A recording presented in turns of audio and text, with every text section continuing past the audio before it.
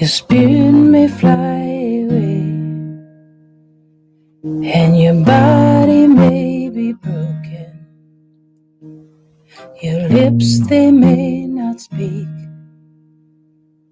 for some things cannot be spoken.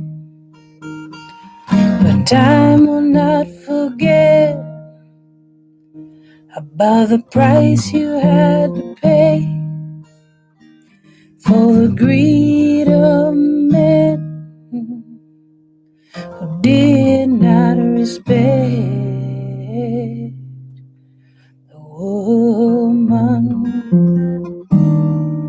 the Congolese woman, oh the woman.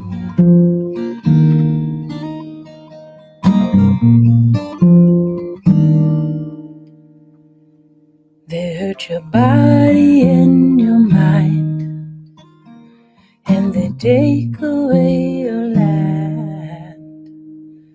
They take away your jobs, put guns in your enemies' hands. How many more must die before the whole world pays for the telling of the lies, the killings and the rape of the woman, the Congolese woman?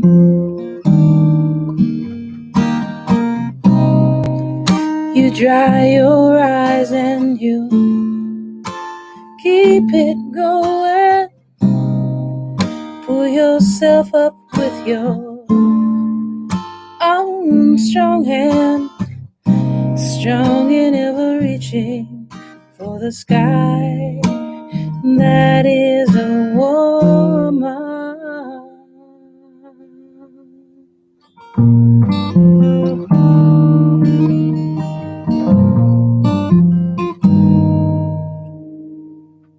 Your spirit may fly away,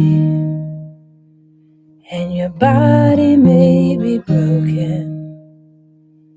Your lips, they may not speak, for some things cannot be spoken. But time will not forget about the price you had to pay for the greed of men who did not respect the woman, oh, the Congolese woman, the woman, oh, the woman. Time zones, different parts of the world, and so, as I said a moment ago, I greeted everyone in terms of this afternoon. In other parts of the world, is this morning or this evening or what have you. First, before we get started, let me see everyone in our department, our graduate students and faculty. Greetings, everyone. Hello, Alexis. I saw you wave. Greetings, Dr. Boone. How you doing, my friend? Good. All right. And we have others joining us shortly.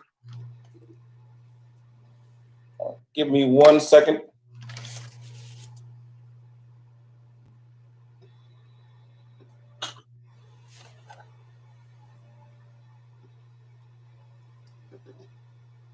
Okay. All right. Not only are we presenting our departmental seminar by Zoom, we're also reaching audiences using Facebook platform, as well as other platforms, so that we are reaching, again, quite a broad audience. Let me begin by introducing myself. My name is Kurt Young. I am chair of the Department of Political Science here at Clark Atlanta University. Our departmental seminar is a platform that we use as a part of our degree program, where our graduate students not only take courses and write theses and dissertations, they not only engage in research projects and comprehensive exams, but they're also required to attend a weekly departmental seminar. The seminar this year is 50 years old. We've been engaged in this seminar every Tuesday for about 50 years. And the purpose of the seminar is threefold. Of course, it serves as a space for us to connect with each other, to engage with one another, for us as faculty to update our graduate students on the important issues pertaining to the department and matriculation and courses and requirements and what have you. But it's also designed as a space for graduate students to work out some of the important theoretical, practical, and analytical projects that they engage in the classroom and in the readings. It's also a space for us to connect with those who are part of the political world that we analyze, activists, scholars, movement folk, as we say, policymakers on the national, local, national, and international level. And we are very happy, very pleased this week for you all to join us in this week's topic. We'll be discussing Mapping the Legacy, Patrice Lumumba, Pan-Africanism and the Congo, on the 10th anniversary of the UN Mapping Report. This is going to be our second of 3 seminars discussing the issue of Pan-Africanism in one way or the other. I will make mention of those, the others in the future. Last week, we had our dear brother Shuja Reef from the island of St. Martin, talking about St. Martin's role in the Pan-African movement. And then we have other discussions forthcoming that we will say more about soon. Today's conversation, though, focuses on an important issue circulating around the experience of Patrice Lumumba and the continued relevance of the Congo, and both to the question of Pan-Africanism. It is also connected to an important discussion right now around the 10th anniversary of the UN Mapping Report that we'll hear more about. And so before I introduce our speakers and our guests, I want to take a minute to introduce our president of the Ujamaa Society, which is our graduate student organization. Her name is Jamie Beasley. She'll wave at you. She's going to help me co-host. And so we will ask her to keep an eye on the questions that will be coming from the graduate students and others who are on the Zoom. As I said a moment ago, we also have questions coming from our Facebook feed and YouTube feed. And so Dr. Samuel Livingston will also be helping us with that. I'll introduce him in a moment because he's also going to contribute to the conversation. And today's seminar is co-sponsored with our dear friends of the Congo, who have been long friends of the Department of Political Science. I think almost for the last 6 years, we've had a series of sessions that we've conducted with the Friends of the Congo. So this is nothing new to them. And to bring greetings from the Friends of the Congo, we have Tyra Alafia Young Mwanga. Tyra, can you please bring greetings? Absolutely. Greetings, everyone, and welcome to this wonderful, esteemed panel of folks who will be talking in depth about the UN mapping report that has not actually been realized, or it's actually criminal that it hasn't. They've not done anything about it. But I'm speaking on behalf of the Friends of the Congo. And in saying greetings, I guess I too, Mr. Young could say, good afternoon, good evening, and good night for those of us in other parts of the country. And so I welcome you, and we will have a very exciting discussion tonight. They will be deciding we'll be discussing in depth those things that are most serious about the situation in the Congo. And I, in particular, have what speaks to me most about what the UN Mapping Report folks did was the part where the coalitions of rapists and people who were working for the multinationals, the rape and the murder and disappearance of all of, or many people, the large number of people in the Congo. My ears speak most to that because that continues today as well. I am charged with, and let me stop and take a look at my phone if in fact it works. Charged with thanking the people who are responsible for putting this panel on and this vivid discussion, and that is the Morehouse College Africana and History Department. Yay. They also have a Congo curriculum created by Sam Livingston, one of our guests, and his colleagues. Clark Atlanta Political Science Department, I was supposed to say that first, the Atlanta Great Lakes Action Network, or AGLAND, and of course, Friends of the Congo. And so I wanted to quickly, if I may, share something that I heard yesterday on the panel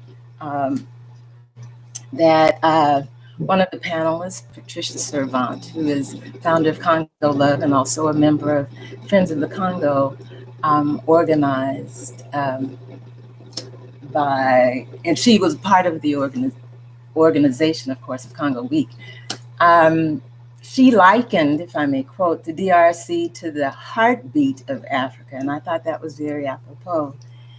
Like our planet as a whole, DRC has been suffocated by international capitalism, imperialism, colonialism, and neocolonialism, and definitely scarred by environmental damage perpetuated by mining, logging, and extraction industries.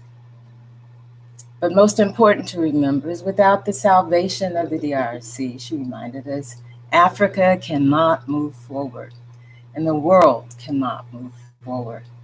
And if we don't understand today what history has put on us, particularly in dealing with the DRC, otherwise known as the Congo, or more popularly known as the Congo, we won't understand why we're here today. So turn up your ear powers as a teacher and make sure that you absorb everything that goes on today and ask questions and participate in the rest of the activities for Congo Week. Thank you so much, Sister Tyra. Thank you so much for that. I'm going to now introduce our speakers, but before I do so, I usually save this announcement till the end, but because we have a bit of a different configuration today, the program will actually go up until 7:30. We have some members of the audience who may have to leave a little early, which is totally understandable for the graduate students who are pulled in other directions at 7 p.m. So let me do now what I would ordinarily wait to the end.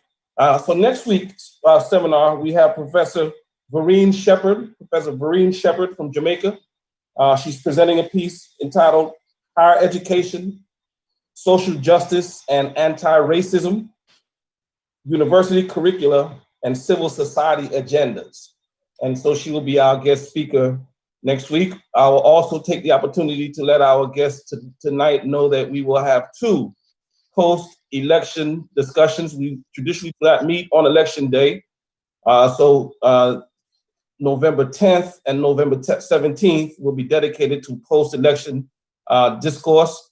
The tradition is to dedicate the seminar right after to discussions on the previous election. This year, we'll dedicate 2 because of what we understand to be the intensity, importance, and the potential of this seminar, of this election cycle. So again, we'll be focusing on those two. Those 2 seminars will focus on post-election discussion. And then our final seminar of November will feature our own Dr. Tammy Greer. who will be presenting recent research on some of her important projects. We'll say more about the title in just a little bit. So what I want is I'm going to introduce our speakers in the order that we will see or hear them, right? And so please allow me first to introduce Dr. Samuel T. Livingston. He's Associate Professor of Africana Studies at Morehouse College. He earned his doctorate degree from Temple University in its African American Studies program. His current research area focuses on Black resistance movements and their organic and African origins. Right now, he's working on an important piece entitled, an important project focusing on global Africana ethical text digital mapping, which traces African social justice thinking from its ancient African roots to the Black Lives Matter phenomenon. We're looking forward to that, Dr. Livingston.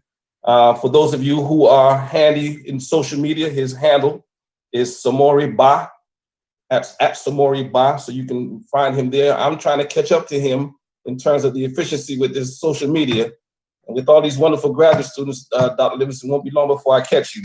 I'm hot on your heels. Greetings, Dr. Livingston. Are you? Okay, let me make sure okay, everyone, I'm gonna unmute everyone so that you can control your own mute, but I'm gonna ask you all to mute yourselves if you're not speaking, okay? And then Ms. Beasley will probably help us administer that process so that we can keep the interference to a minimum. So I'm gonna unmute. So you should be able, there you go, Dr. Livingston. Yes, sir. Okay. Thank you, brother. And did you want to do the introductions for Sister BK and Brother Claude before I begin? Okay. Yes. I just wanted to greet you, brother. All right. Thank you very much, brother. Yes. And then we have Sister Benedict Kumbi Njoko, who is a Congolese national, as we discussed the Congo, it's appropriate, and a lecturer at Collège Rousseau in Geneva, Switzerland. She's co-author of two important books, The Congolese Reject Kabila's Regime and Create in Post-Colonialism, Voices and Dissent of Belgian Congolese. She's also the coordinator and spokesperson for an important organization on the ground in the Congo, Likambo ya Mabele, which is a civic ecological movement initiated by Congolese. It works to organize the Congolese popular masses around their own interests, to offer them technical and strategic means to retake power over their lives, their communities, and their environment, and certainly the country as well. Welcome, Sister Benedict. Thank you for having me. I'm very pleased to be here. Absolutely wonderful having you. Thank you.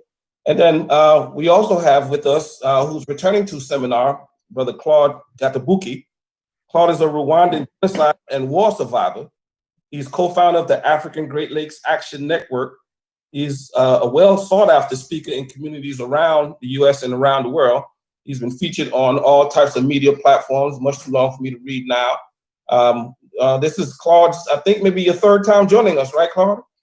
That's correct. Right. Last time you joined us, we had an interesting kind of dynamic in the city of Atlanta. It was definitely an interesting time. Yes. But we certainly looking forward to you joining us and having you back.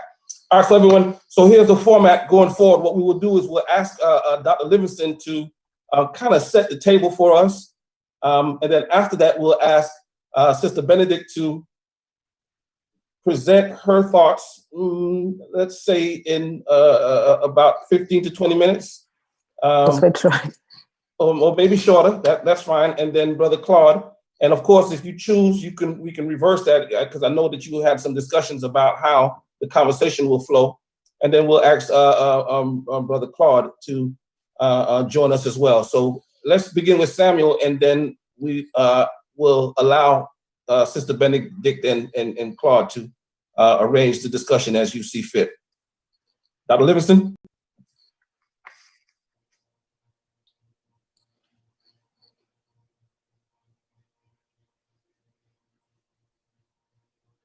Okay, thank you, Dr. Young. I appreciate you very much.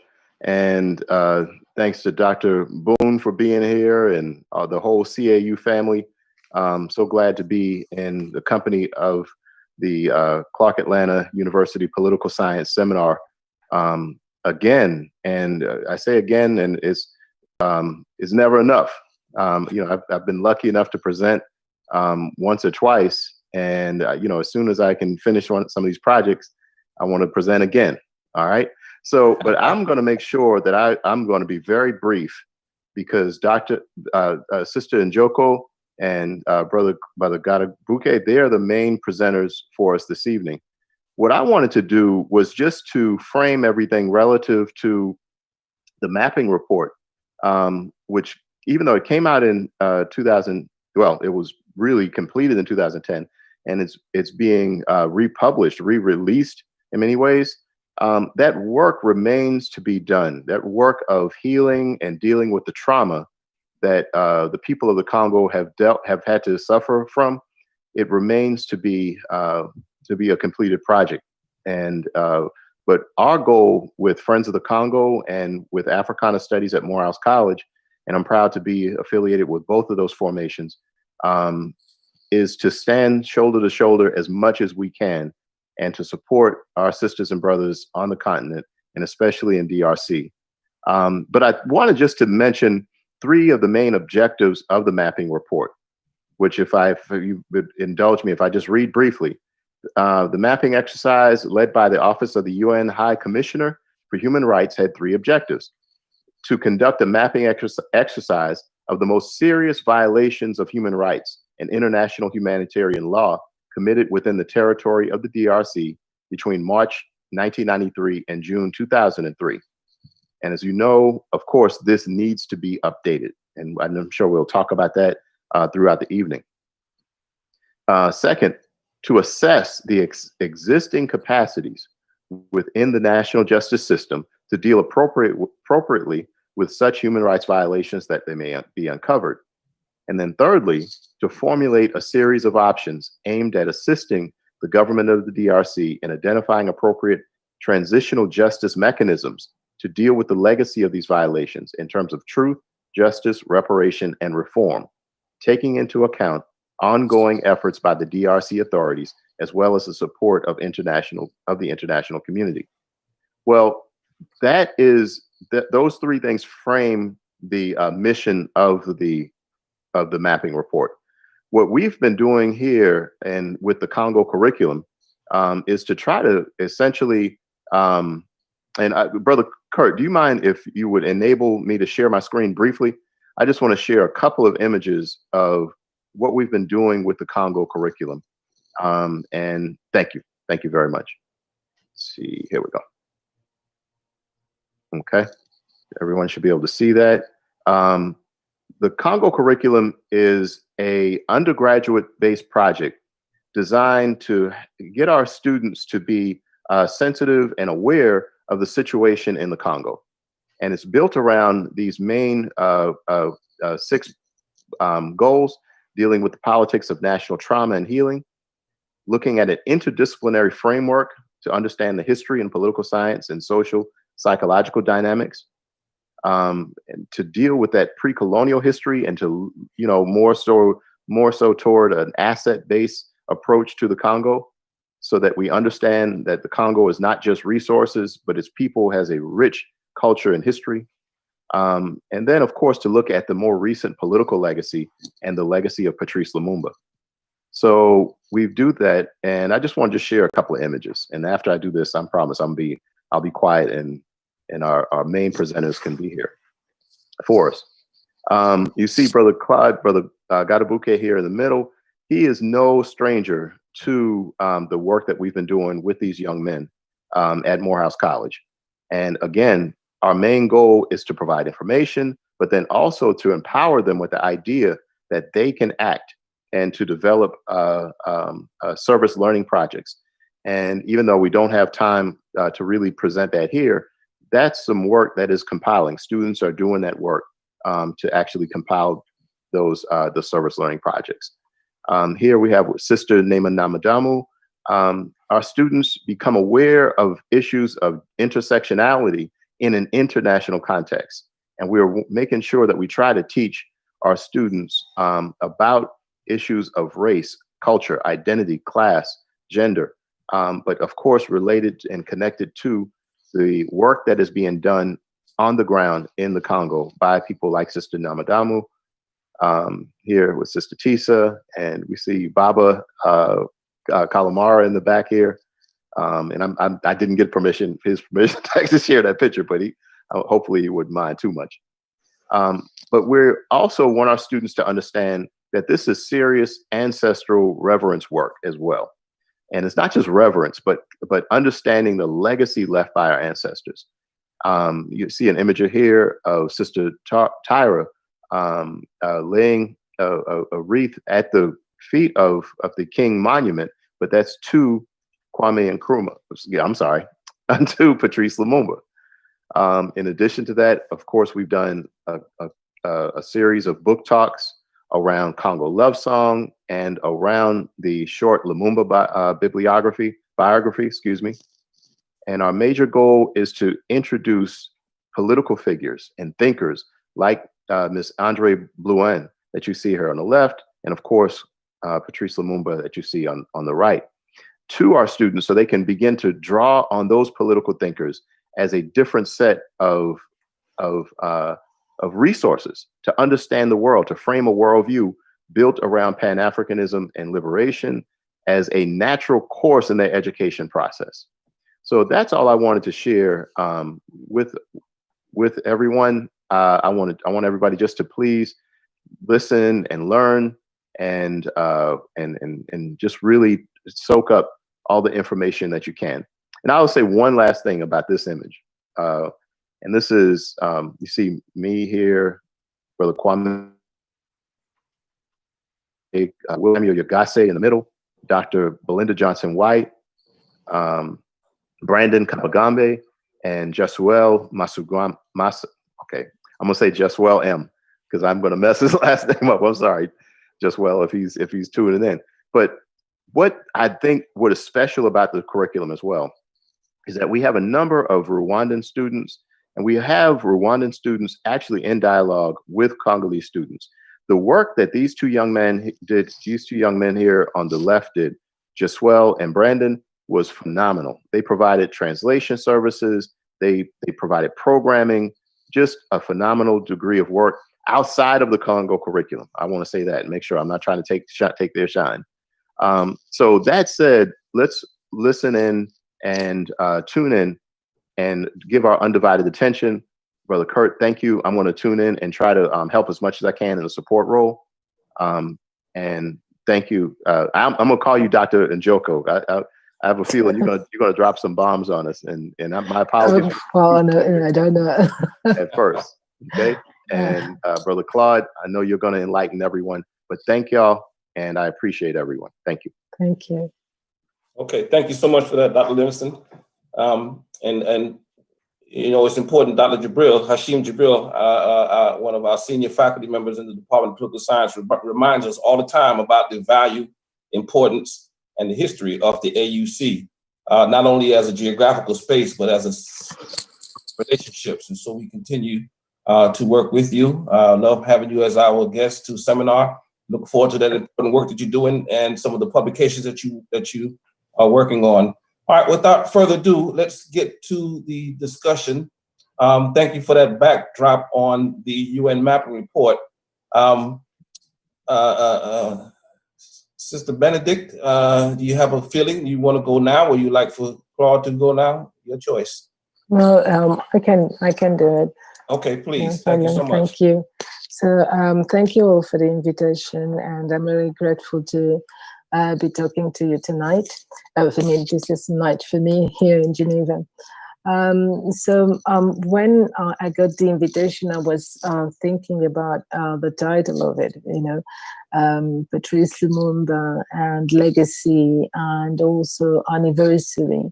And of course, the word anniversary sounded very much like a happy thing, you know, but connected to the mapping report, then it had another taste to it. And I also thought about the ways I would maybe try to connect, you know, Patrice Lumumba to that mapping report. And thinking about Patrice Lumumba, the first thing, of course, for me as a Congolese person who was not born, I mean, when he accessed power, yeah, there is a great feeling, of course, of pride, and pride of being part of a country that produced such an incredible person, such a human being, because before being a political figure, it's a human being, and also very honored in a certain way of the sacrifice actually he did.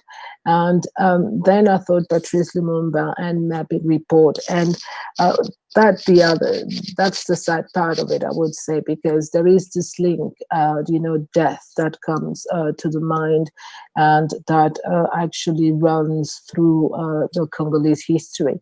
So before maybe really talking about the mapping report, and some things have been said already, and maybe I'll go back to it a little bit. I would like maybe just, you know, to frame a little bit everything, and maybe some of you actually know the history of Congo, but I just want to take some of the points in order to put that into perspective. So Congo is presented most of the time to the Western world, and therefore I would say the world, because of the major influence the West has on the planet, after what I think the title of Joseph Conrad's book, The Heart of Darkness. So minerals, potentially richest country on earth, constantly at war, massacres. That is what defines in a certain way Congo for the majority of people. And of course, those words do not account for the beauty of that country, its welcoming people, its philosophies, its music, its painters, sculptures, its literature, its food, and its humor, its more than 450 languages, the many tribes that have fusion to make that unique culture, and the beauty, of course, of its majestic Congo River that glues this country together. And of course, that country was a creation of the colonial mind, but somehow the people subverted that idea by creating a bond, something unique, original, in the heart not of darkness, but of Africa. So one of the questions is why that beauty is not put to the fore. Why is it that we always hear about minerals and richness? So we have to go back in time a little bit. So Congo, since the colonial time, has been coveted by Western forces for its wealth. And it has also always been plundered by the same forces. Diego Cao, meaning the Portuguese, came ashore the Congo in 1482, so 10 years before Columbus arrived in the Americas. So in a way, the presence of the Portuguese in the Congo is a sequel to the wars that Christian Europe was waging against the Muslim world. So after the fall of Ceuta, and after the Moors were defeated there, the Portuguese thought of continuing their journey south. And like a lot of Europeans in the 12th century, and this lasted actually even until the 17th century, they had heard of the kingdom of Prester John, located somewhere in Ethiopia, and that needed to be saved from the Muslims. So needless to say that this dream never came true, because that story was completely made up. And even if everybody was, trying to find that kingdom. But what it did instead is that it opened the first doors to Central Africa. But this was not the sole reason for such, I would say, bellicose move from the Portuguese. At that time, they were also trying to find a safe route that would lead them to the rich lands of India. So along the way, they marked out this road with ports, often fortified, and secured the monopoly of trade. And very quickly, the Portuguese commercial monopoly covered an enormous slave traffic that would last until the 19th century. Another moment that is really important also for the Congo and Africa as a whole was, of course, the Berlin Conference, because this conference was to determine for a long time Congo's future. So the Berlin Conference was a gathering of 13 European countries, and there was a 14th country there, so the United States. And most of the time, people think that the scramble for Africa started before, started in fact with the Berlin Conference, but it had already begun. And what happened is that the German Chancellor Otto von Bismarck called a conference to have a partition, of course, of Africa, but it was also preoccupied by the race between France and Britain. And he didn't want them to fight over Africa. But he had also another reason, because Germany and France were at odds in Europe around the Alsace and Lorraine, which is a region between France and Germany. And Bismarck wanted to have actually France, being busy in Africa.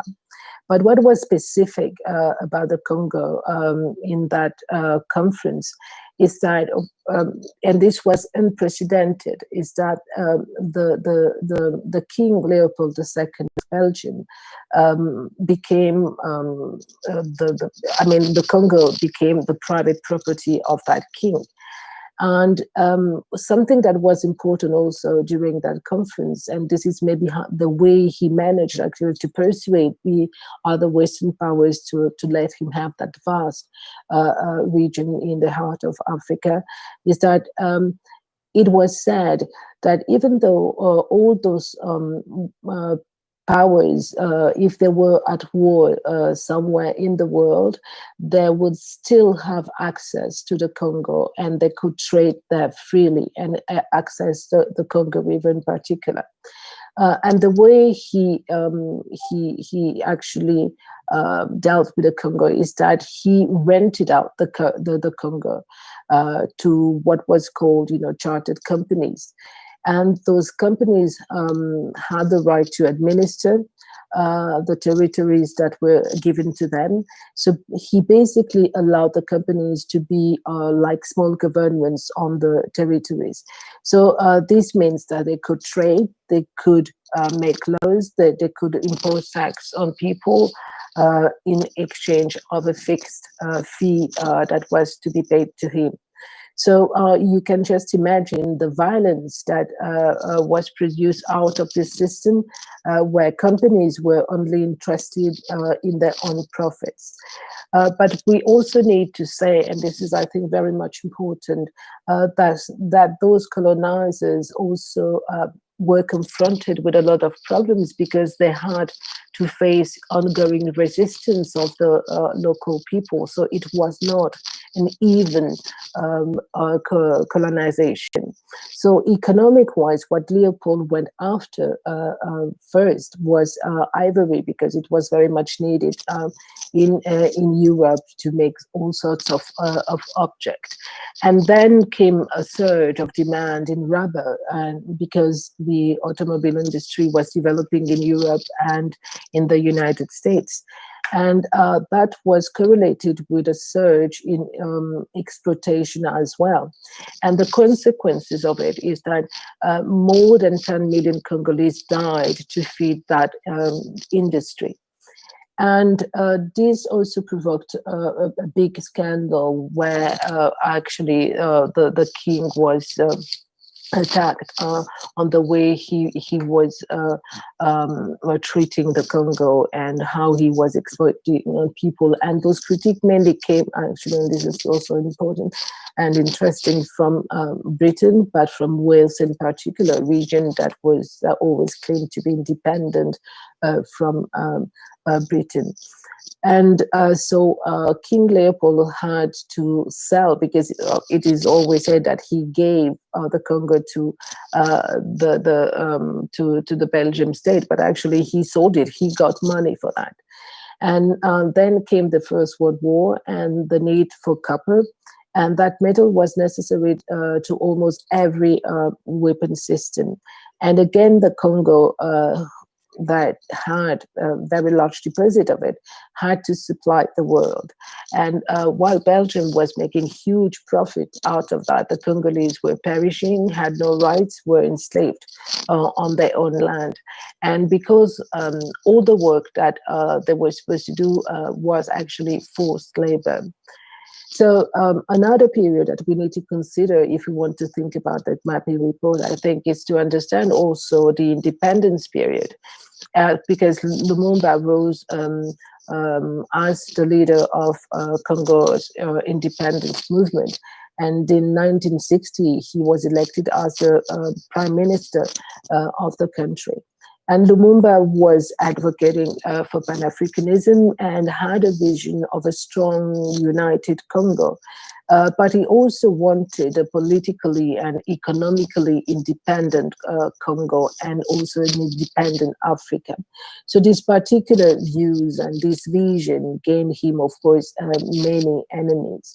The first ones are the former colonizer, Belgium, and eventually the United States as well. They wanted him overthrown or killed. And actually, Eisenhower actually signed his death sentence, but the US didn't really manage to kill him. But the Belgian, with the help of certain Congolese politicians, managed to kill him. And so on January 17, 1961, after being beaten and tortured, he was killed, and his body was dissolved in acid. So one of the Belgians who was supervising his killing kept one of his teeth. Like people would keep, some parts of all the people that were lynching in the US, and he kept that as a souvenir that he later showed on television, and this didn't cause much outrage in the country, in Belgium. So from the assassination of Lumumba onward, corrupted African governments would become the model of choice to the former colonizers and to the wannabe colonizers. A way for them, this was a way for them to retain power on the continent.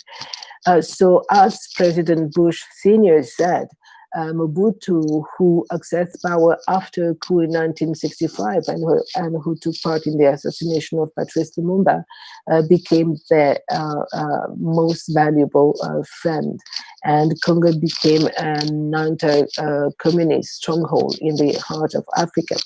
So Mobutu pretty much ruled the Congo in a Leopoldian fashion, and he was eventually overthrown in 1997.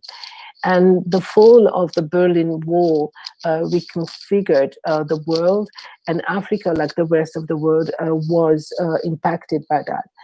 The new kind of guys of the Clinton administration, Museveni and Paul Kagame, came into power in that region in Central Africa, as Kabila, the father in the Congo, who was then followed by his so-called son after his assassination, and Mr. Tshisekedi now. So if new faces were put at the head of the states of the Great Lakes region, the principle remained the same from 500 years ago, meaning that the main resources first were African bodies that were extracted from Africa to develop the capitalistic new world. I mean, a quarter of the slave population that was abducted from Africa comes from the Congo, and they were mainly sent to Brazil. And today it is about natural resources that are extracted from Africa and Congo at the expense of African population. So there is a steady pattern of exploitation that on one hand makes the rest of the world wealthier, whereas Congolese, African remain poor and dependent. So the regime changes in the region, in the Great Lakes region, in Uganda, Rwanda, and the Congo produced an alarming escalation of violence, mainly in the Congo. And after some mass graves were discovered, this is where actually the UN considered, doing that mapping exercise, because they were investigating the Congo already after those regime changes and after the Rwandan genocide. But so amid that organized chaos, so in October the 1st, 2010, that report was released by the UN. So this mapping report on DRC, as it has been said already, is a document that was produced by the Office of the United Nations High Commissioner for Human Rights, and it recounts 617 incidents of serious violation of human rights law and international humanitarian law that occurred over a 10-year period between March 1993 and June 2003. So it is a cartography of the instability and the conflict in the Congo. So that report recounts the sufferings of the civilians. It shows that women and children were the main victims of much of the violence in the Congo. So we talk about rape, we talk about child abduction, we talk about torture, we talk about moral harassment, we talk about pillage. So these are really serious crimes. So those crimes point to crimes such as I said, war crimes, because the laws of war forbid the killing of civilians. They also point to crimes against humanity, and in as it has been said, in some instances they may amount genocide. So this exercise made by the UN group of independent experts is very important because its consequences are still visible today, and because the crimes committed in the Congo didn't stop after that 10-year period and after the report was released. That shows that those crimes have never been addressed, and justice has not been delivered to the people. So impunity has very much been the trend in DRC and in the region. But how this report is related to what has been exposed before, and I will quote the report here. So it would have been unthinkable to produce an inventory of the most serious violations of human rights and international humanitarian law committed within the DRC between March 1993 and June 2003, without considering however briefly, the role played by natural resource exploitation in the perpetration of these crimes. In a significant number of cases, the struggle between different armed groups for access to and control over the DRC's resources served as a backdrop to the violation perpetrated against the civilian population. So what was also interesting around that report is that it has been actually leaked before October the 1st. And when it was leaked, Rwanda faced serious allegations from the United Nations of committing war crimes and even possible genocide in the Congo because they eliminated Hutu refugees and Congolese alike.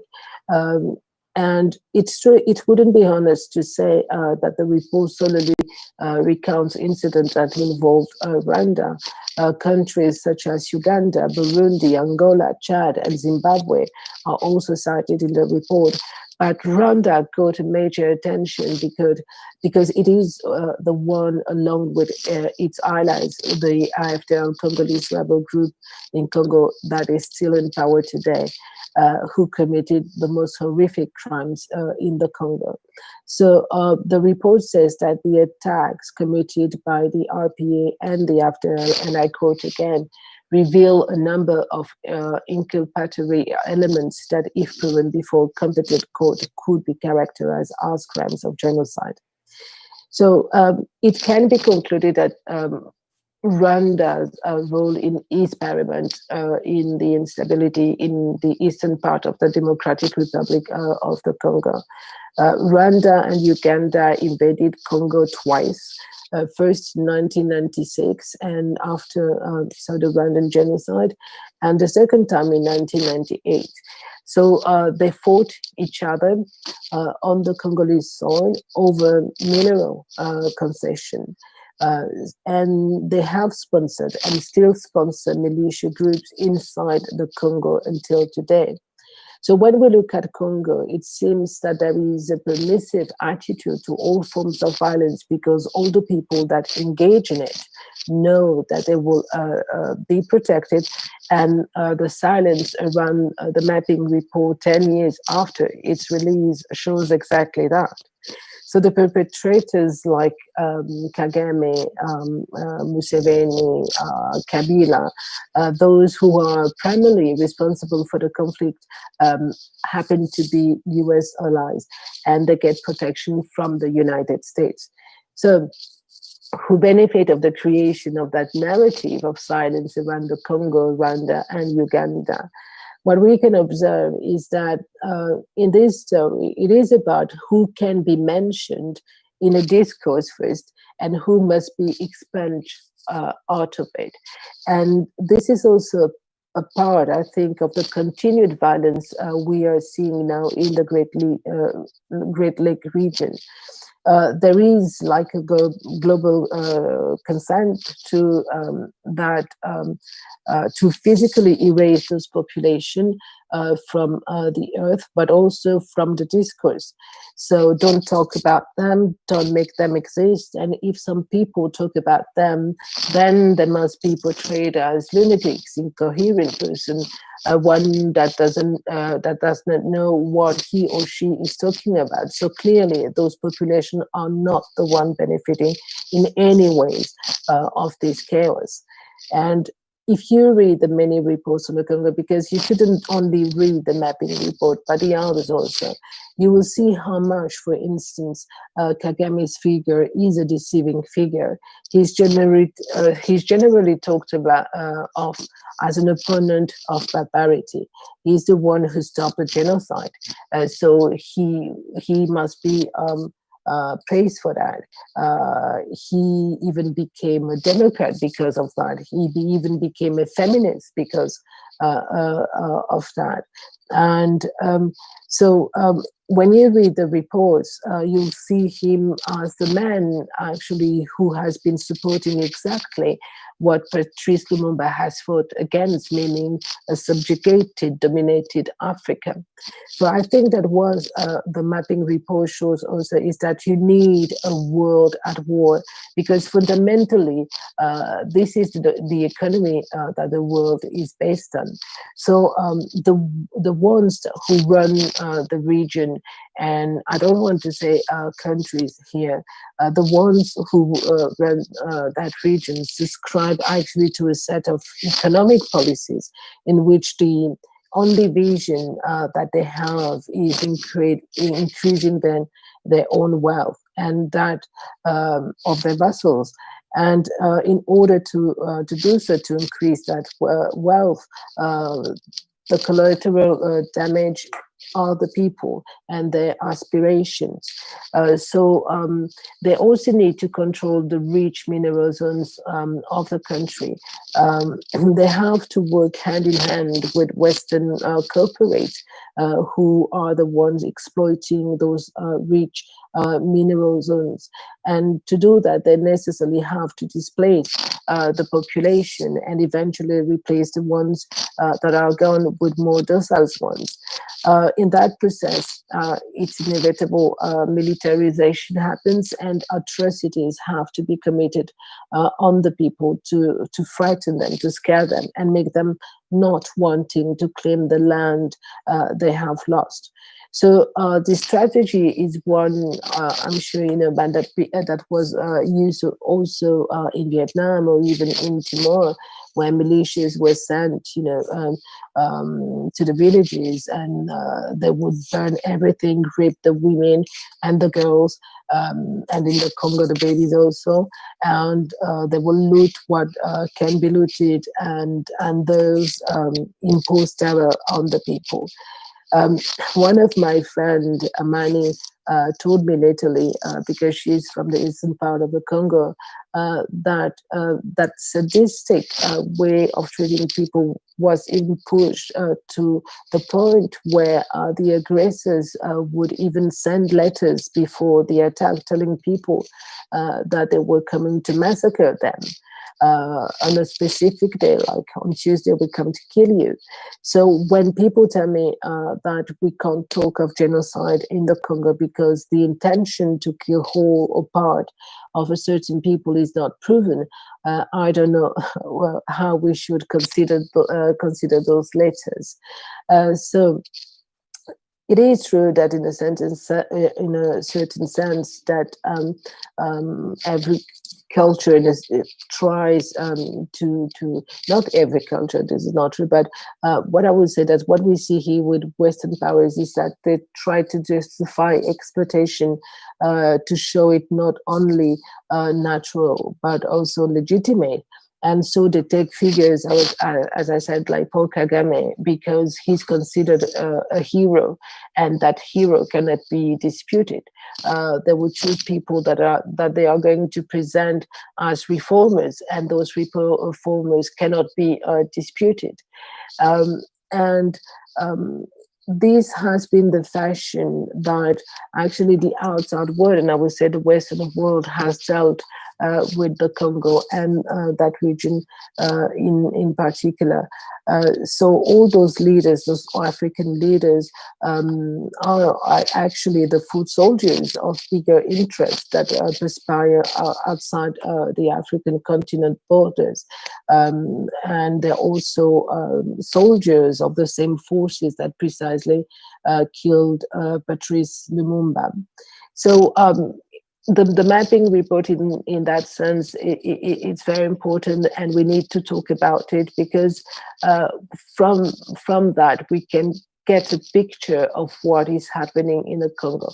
And it should also push us to maybe try and dig further in order really to have, that picture of what is happening in that region, why people are dying. Because in 1998, there was an investigation that was made by the International Rescue Committee that said that 6 million people had died in the Congo, and that 43,000 people were dying every day.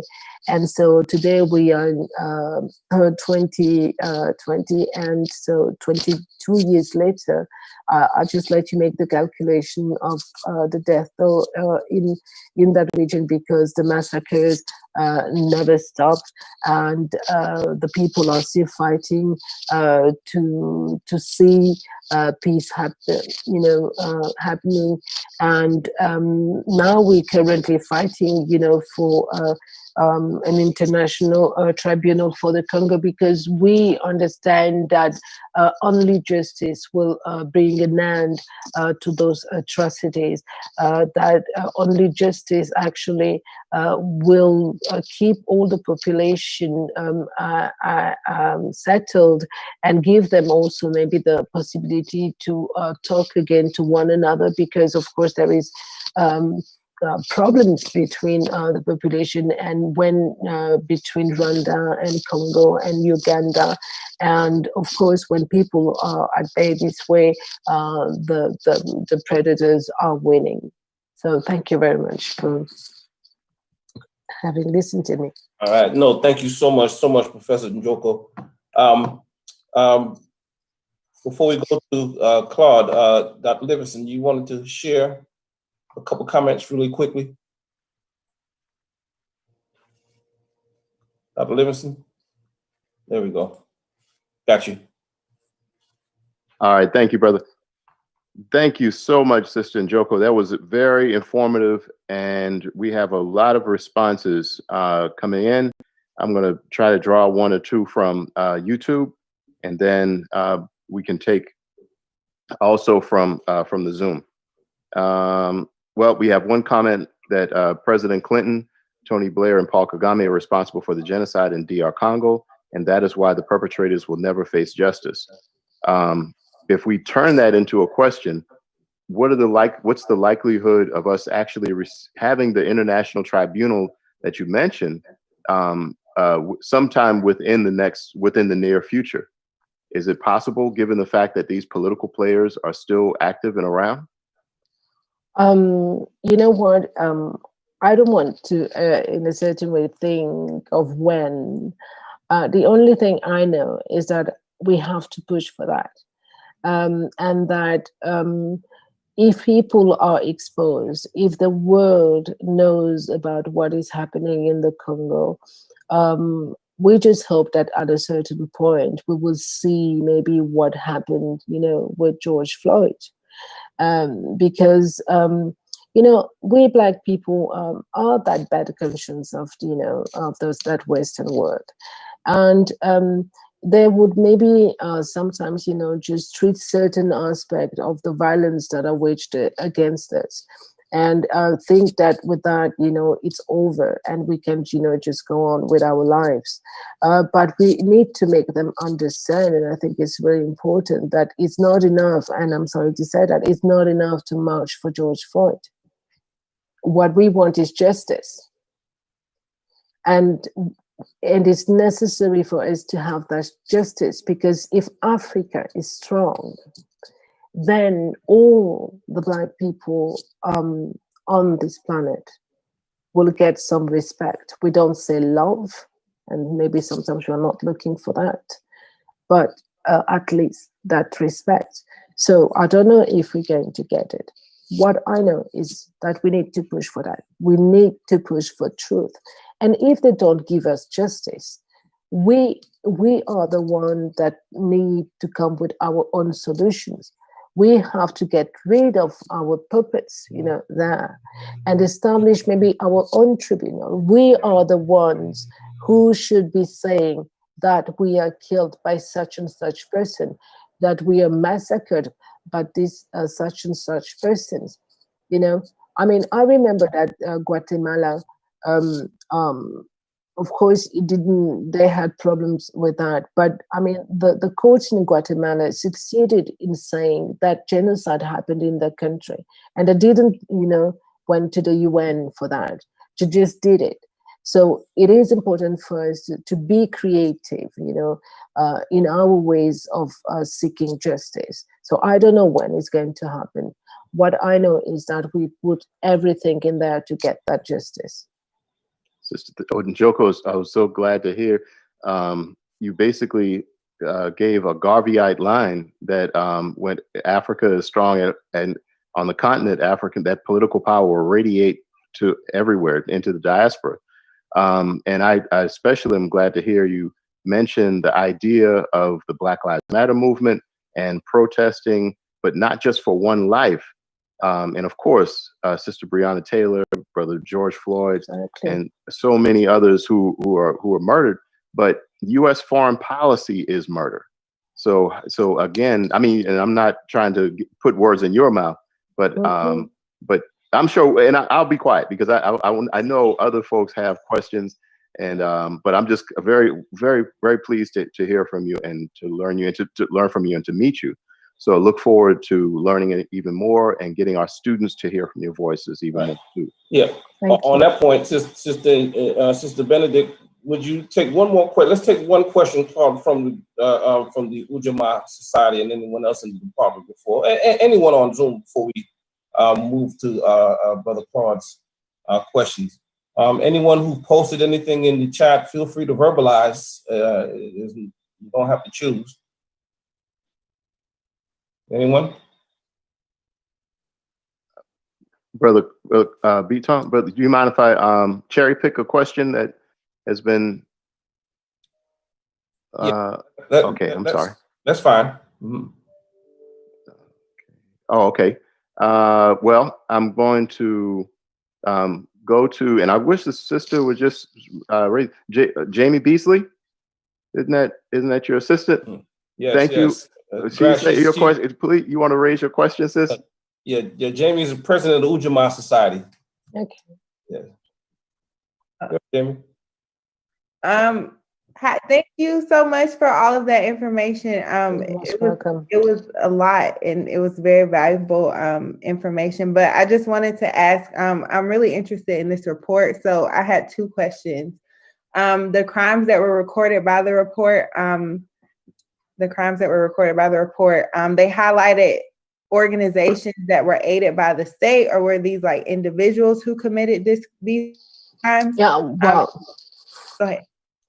One of the problems of the report actually is that people are not named. I mean, the perpetrators. There is a list with all the criminals, but the UN won't release that list. And this is, I mean, in a certain way, mind-blowing, because there are recommendations for the report. It is said that we need in some way try to find transitional justice, but how do you want to seek justice if you don't have the name of the perpetrators? And they say that they don't want to release that list because they want to protect the witnesses and the population. But what we have seen 10 years after the release of the report is that the killing is ongoing. I mean, it didn't stop, so it didn't protect anyone from that. So we don't have really organizations, but there are other reports that you can read, like the Kassam reports, where you'll find more information on that. But what was really, I think, important in a certain way is that for us, and I'm sure also for Claude, what was important is that Rwanda was actually for the first time, I would say, put to the front, and that report in a certain way ends a little bit about that fairy tale monstrous genocide story that is told from Rwanda. And that was important because not only, of course, that Congolese people are suffering under the action of that regime in Rwanda, but Rwandans as well. And it is a matter of freeing that whole region, not only Congo. And that's why it's important to have those names. And we are also pushing, to have those names. Yeah. Go ahead. It was real quick. The last date that you mentioned was 2008. So was that the last updates to the report? Like, have there been any updates on, like, I guess, extending the report or like further findings of the report? If you look at the reports that are produced by the Security Council from 2004 until today, so in nearly each year you have a report on the Congo. And this is also something that is really, I would say, it's like maybe despising people, because you produce reports where you show what is happening, but you don't, work in order to serve, justice to the people. So you have something like more, it's between 36 or 32 reports that were produced, from 2004 until today. All right. Thank you again, Sister Benedict. Most welcome. Yes, yes. Now we'll turn to Brother Claude Gatabuke. Claude? Thank you so much for having me. And it is an honor to be back at the AUC. I appreciate the work that Dr. Cart Young in your department are doing, Dr. Livingston in your department, Cart Young at Clark Atlanta, and Dr. Livingston at Morehouse, and just appreciate the ability to speak to not only the young men and women here in the Zoom, but also to the world that's watching. So let me just wave to everybody around the world that's watching us. I saw people in as far as Australia, they've told me that they're following, and there are people on the continent in Africa following, and people in Europe, and people all over the US and Canada. And we appreciate you guys following, but please, a part of witnessing something like this, when you become a witness, you're responsible. So we ask you that you share what you hear here so that the world can know, because a part of what's happening in the Congo is, and a part of why there is not been justice is because all of these things that are happening in the dark, and we are shining a light on it. So the benefit of speaking after all of these great speakers is I can be brief. And the main thing that I'm gonna do here, because so much information has been shared, and Sister Benedict and Dr. Young and Dr. Livingston have done a great job, and Sister Tyron, of pretty much laying the groundwork and sharing the information. I just want to put a human face to this. I had some prepared remarks to add here, but I'm just going to put a human face to this because I survived this type of atrocities. What you're hearing here is reports. And you may have seen films also on these things, but these things happen to real people. The reason why I like to do this is so that no one denies that these things happen. So Dr. Kuminjoko talked about the genocide in Rwanda. I survived that genocide, and I was a child.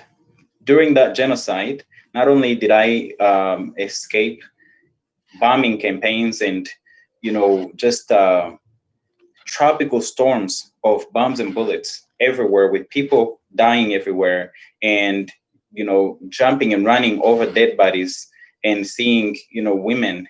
And I don't want to get too graphic, but I want to paint this picture because I think it's important for anybody that has children or babies, or that has any kind of heart for children. Sometimes you'll see children trying to feed and the mother's dead, or the mother's carrying a child on their backs and they don't know that the mother doesn't know that the child is already been shot or, killed with some type of weapon.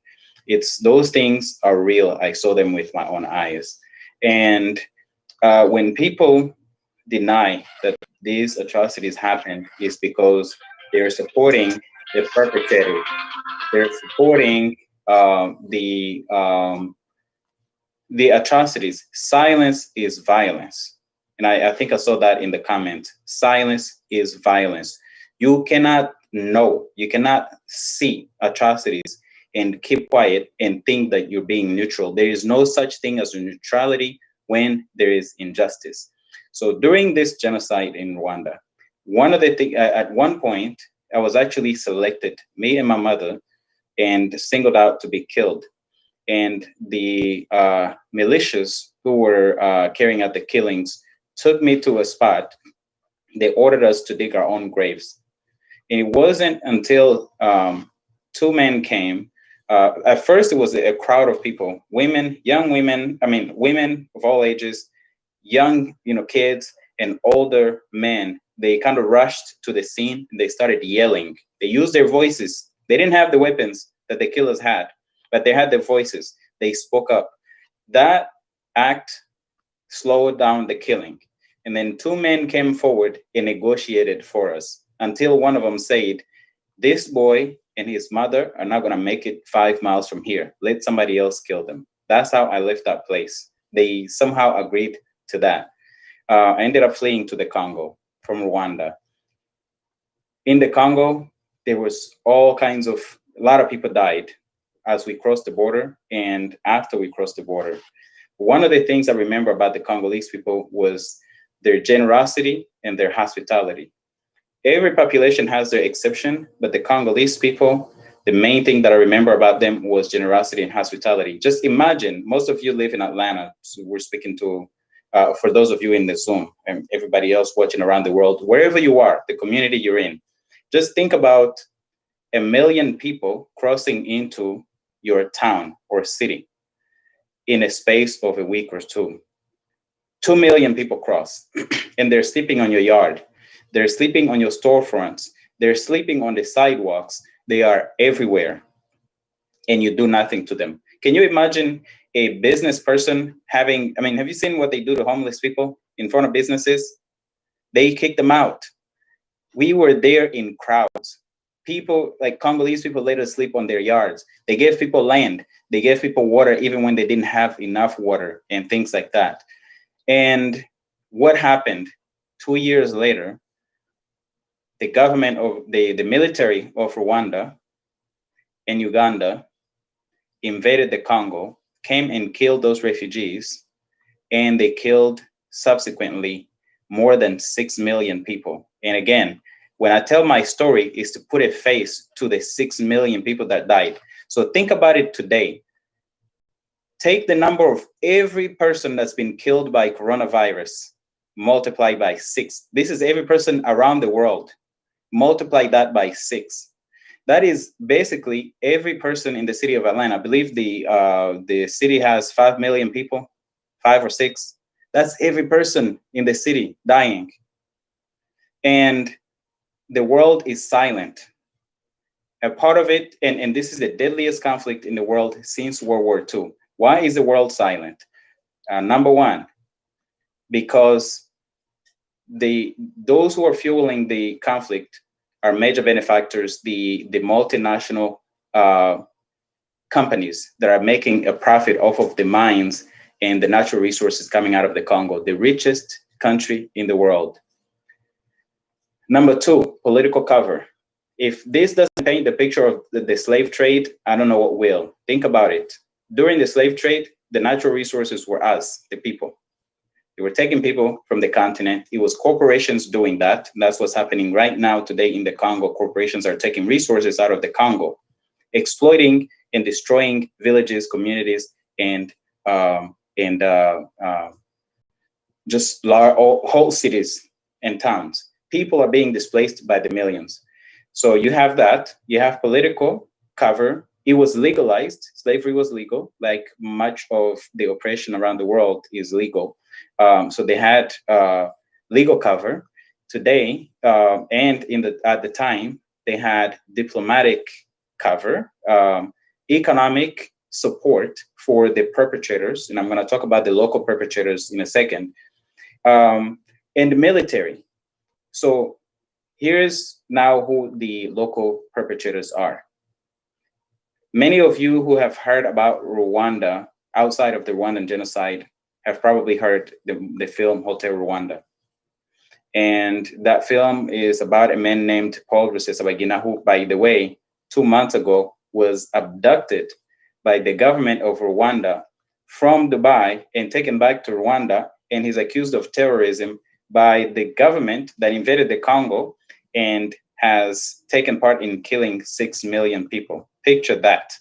It kind of reminds me of the quote by Malcolm X, and I don't remember it exactly how he said it, but he said, "Be careful. The newspapers will have you hating those who are oppressed and loving the oppressors." And today, when you look at what's happening with the Congo, when you look at what's happening around this silence, this violent silence, it's basically the same thing. When you speak up, they make you look like you're the bad person. one of the crimes that basically Paul Rusesabagina committed was to speak up and speak on the crimes that the Rwanda government has committed in the Congo.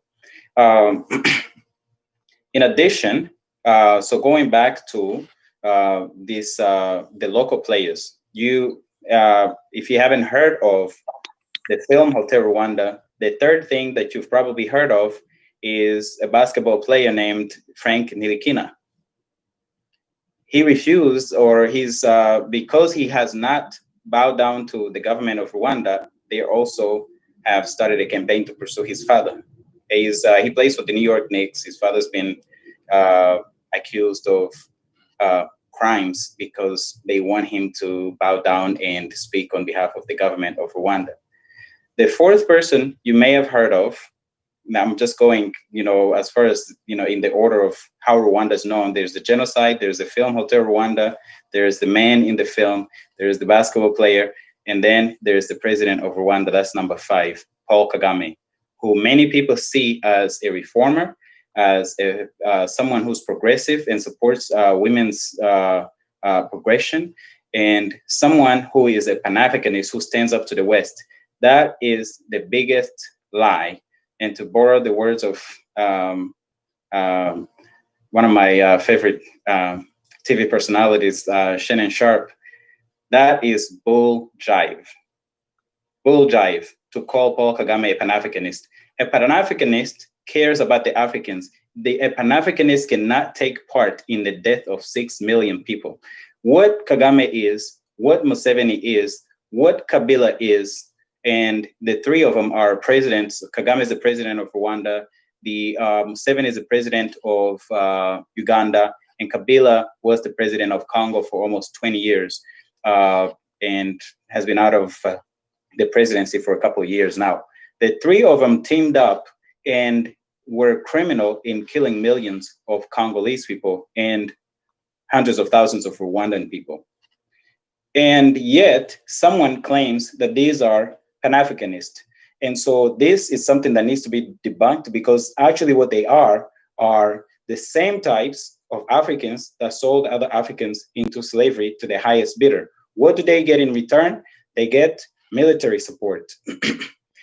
They get donor countries continue to shower them with money. So the US is one of the biggest donors. The UK is another one of the biggest donors to those war criminals. France is one of the biggest supporters, and a number of other countries. The companies that are benefiting from these atrocities are based mostly in the West. There are some in Australia and some in South Africa and other countries. Why do we want the mapping report highlighted, and why do we keep talking about it? Because it actually maps the crimes in places where they were committed, what kind of crimes were committed, and how these crimes were committed. And there's also a list of perpetrators. That list must be released. That's what we're calling for. We are calling for the release of the criminals the individuals who took part in the crimes in the DRC. There was a question by Jamie about whether it was organizations or individuals. It was both organizations and individuals. Some of the organizations are named in the report, like the RPA, which is the Rwandan Patriotic Army, or the AFDL, which was a rebel group in the Congo, and a number of others. Some countries are named. Those are entities. So it's a mixture of entities and individual players. The other thing that we want out of the mapping report is we actually want international tribunals. The reason why it's important to have international tribunals and international courts is these crimes are actually international crimes. If anybody's heard of Charles Taylor, Charles Taylor was the president of Liberia. He was arrested and tried for crimes he committed in Sierra Leone. What are the chances that he would have been tried in Liberia, especially when Liberia had integrated a lot of the warlords that fought with him in that war?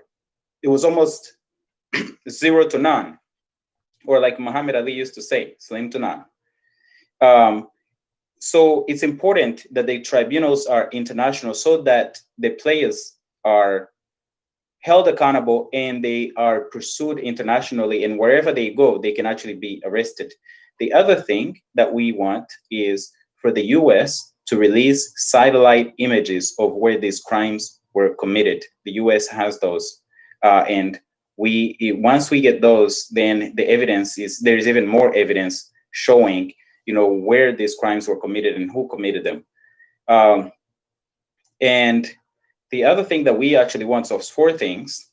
The other thing is, not only do we want them named, do we want a tribunal set up, do we want the evidence released, we also want sanctions on those individuals, freeze their assets. They have bank accounts in various countries outside of the region. Freeze their assets, stop their travel around the world, basically make the world really small and really tight. And so that is what we are calling for. That's what the mapping report is about. The mapping report is actually about, as was said earlier, think of George Floyd and Breonna Taylor, from, the incidents this summer, or even think back as far as 2012, Trayvon Martin and others, just people killing our sisters and brothers and getting away with it. Not only killing them, but they're doing really horrific things. So lastly, I want to tell a quick story and stop. A friend of mine, his name is Espoir. Espoir means hope. His brother's name is Amani. Amani means peace. I met Espoir when we were teenagers. He's from Congo. Espoir today has access to millions of dollars that he wants to invest in the Congo in technology and healthcare. But in 2010, Espoir went to Congo, and while he was in Eastern Congo, he was caught in an ambush. We had to actually mount a big campaign to have him released. When he finally was released, he came to the US, and he's sitting. He has these resources that he actually wants to invest to benefit the Congolese versus these multinational companies that are taking resources. And he cannot invest those resources because there's no peace.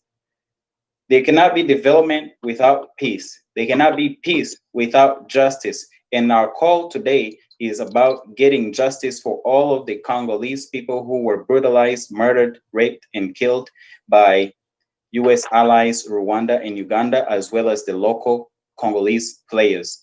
And in order to get that, we need the recommendations of the mapping report enforced. And thank you all for your time. I appreciate the questions and comments, and thank you for the platform. All right. Thank you so much, Claude. That was an excellent discussion. And you're correct. We have a number of questions coming into the chat section. But before we go to those questions in the chat section and those that we are getting from our guests on Facebook and YouTube, let's ask those in attendance, if you will, in Zoom, if you have any questions. And if you do, I've allowed us to unmute ourselves, so please jump right in. Don't need to raise your hand because I might not see it, but jump right in. Anyone? Okay, yeah, go ahead, Esfandiar, please. Yes, you're unmuted. Can you? Okay, I'm here. Well, thank you very much. I do want to appreciate the presenter's great literature that I heard. I want to ask one question, but I want to base my question on a direct quote from Amilcar Cabral. He said, one type of a struggle we regard as fundamental, and he underscores fundamental, is the struggle against our own weaknesses. And this question goes to all three panelists. What is our weaknesses, or what is that biggest weaknesses, whether we apply it to Pan-Africanism or Black internationalism or the situation in Congo? Thank you. So why don't we get one person to take that, because we have a number of questions. Anyone who would like to take that? And please mute yourselves if you're not asking the question. Hi, Kurt. This is Afia. Yes.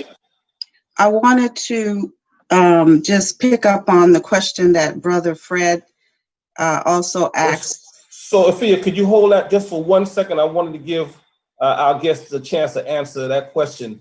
Oh, I'm sorry. Yes, yeah, so just hold 1 second, because I certainly want you to raise that question.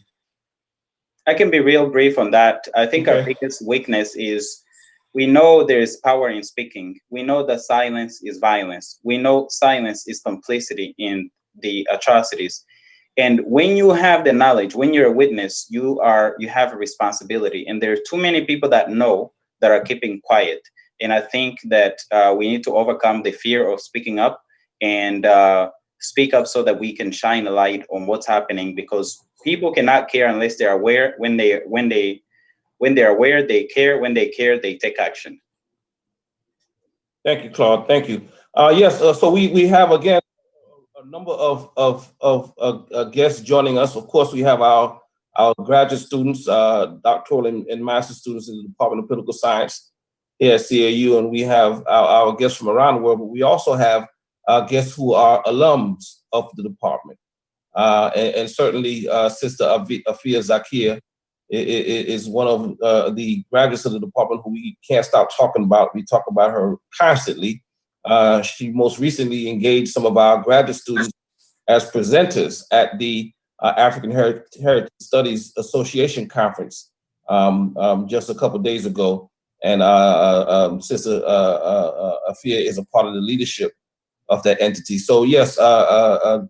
Zakia, can you please ask that question, connecting it to, I think, what you mentioned, Fred? Yes, there's more first. Yes, Afia?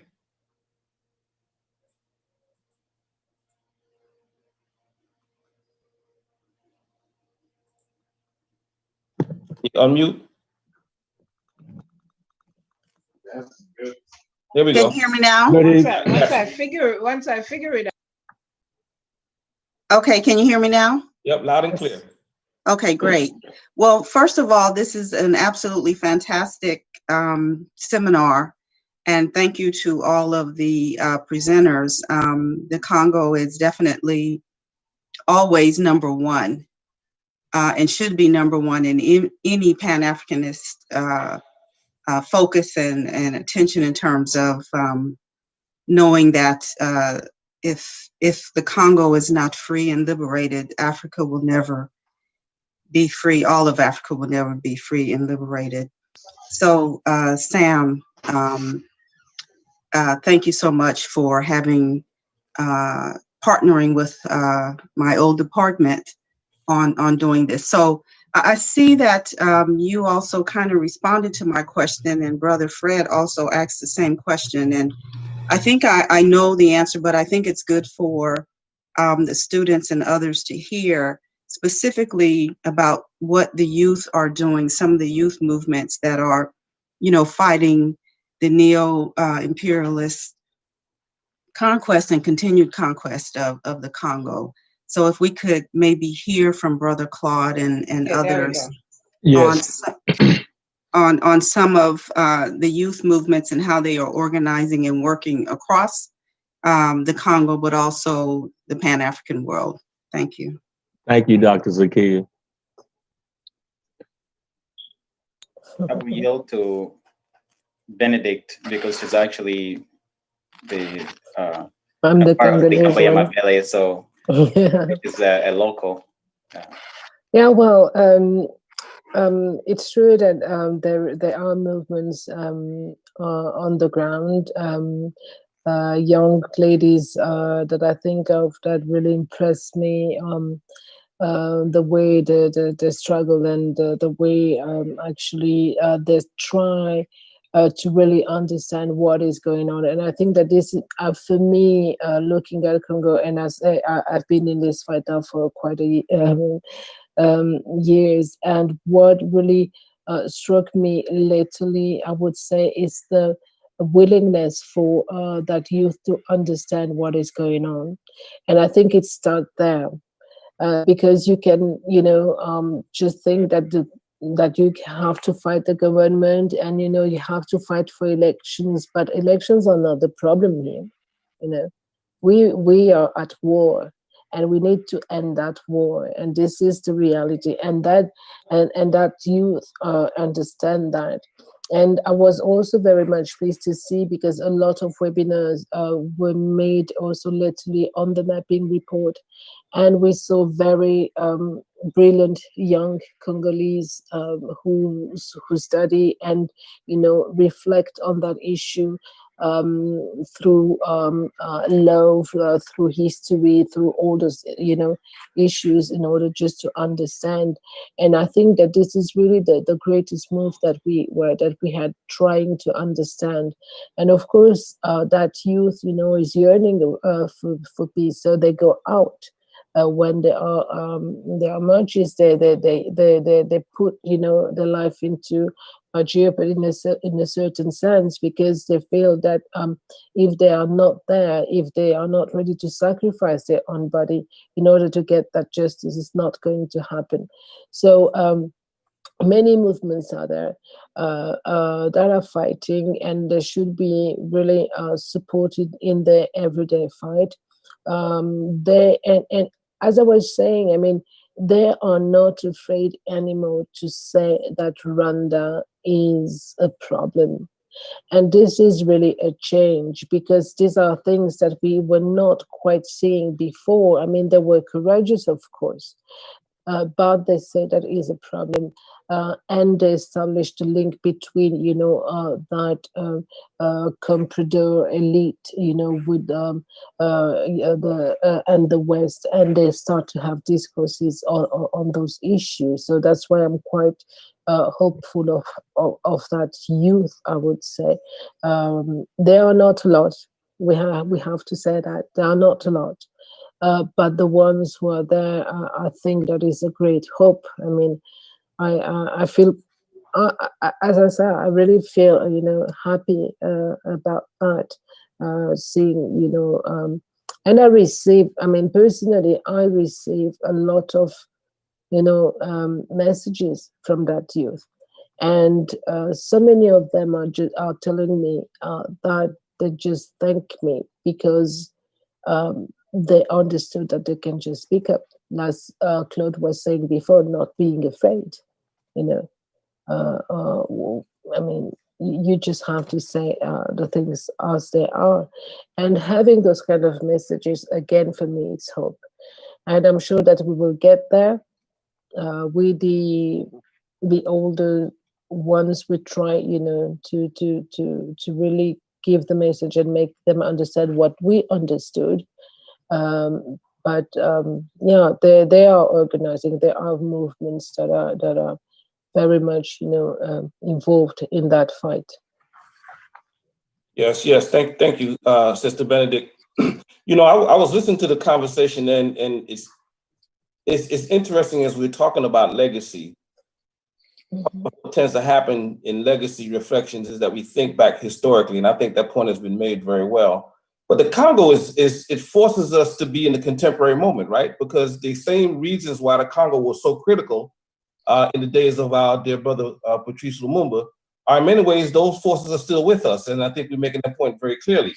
So, for example, if we're thinking about the Congo being centrally located in the colonial experience, and therefore, by extension, critical for the decolonization and the national liberation process, the Congo becomes critical.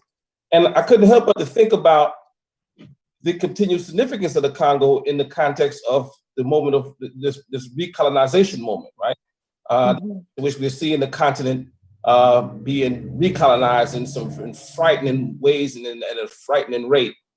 And the extent to which, because of the centrality of the Congo, not only geographically, but also in terms of its resources, that remains a key target.